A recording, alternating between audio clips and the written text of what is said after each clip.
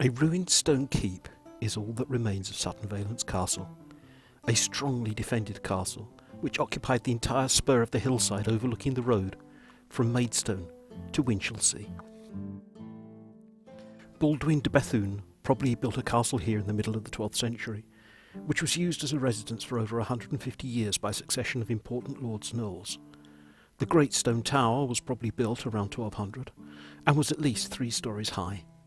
The ground floor was most likely used as a storeroom, and external stone stairs led to the main entrance on the first floor.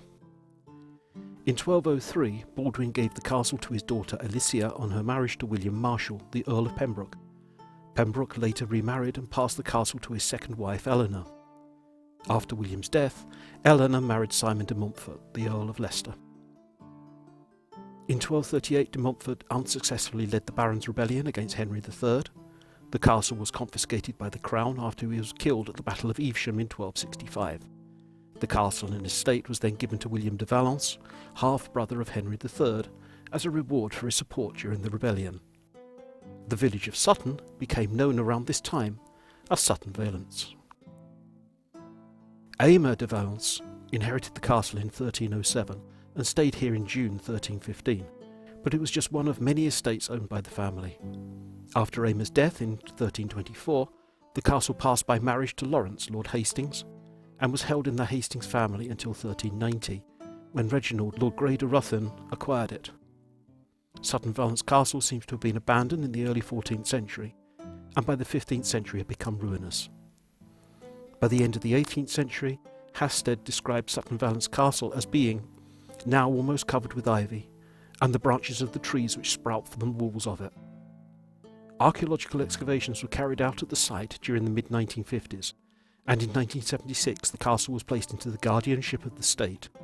It is now owned by English Heritage and protected as a Grade 2 listed building and a scheduled monument.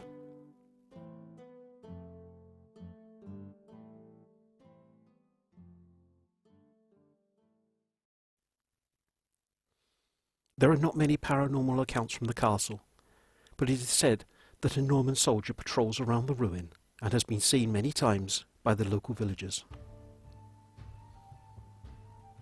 I dropped in on Sutton Valence during one of my visits down to Kent, either in 2003 or 2004. Arriving at dusk, it was easy to find the ruin, and so we made our way up the steps and into the ruins of the keep. The first thing of note was how windy it seemed to be, and consequently how cold. It played on my mind at the time that it must have been bitter in winter to have lived here, even with great roaring fires going. We settled down in the darkening gloom, and all was silent apart from a few birds roosting in the distance and the whir of bat wings around us. It was certainly an atmospheric place, and it was starting to get to us.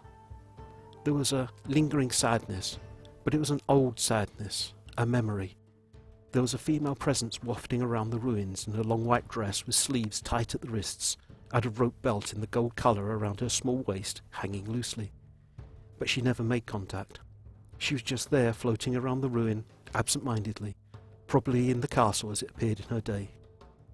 There were other presences, all faint, of soldiers for the most part, walking around as though still on duty it seemed. But there was also an imposing male of some bearing who came and inspected us as though checking on what we were doing, and then he too just walked off without making contact. And all too soon, it was time to go.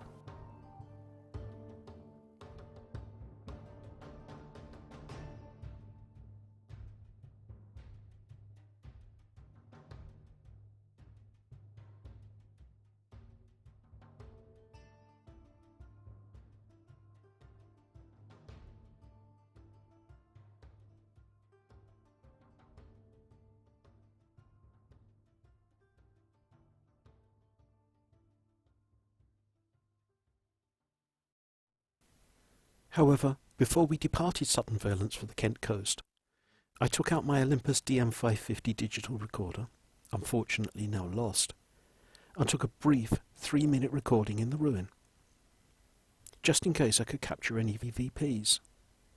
After all, who knew when I might get the opportunity to revisit again? This then is the edited and enhanced recording.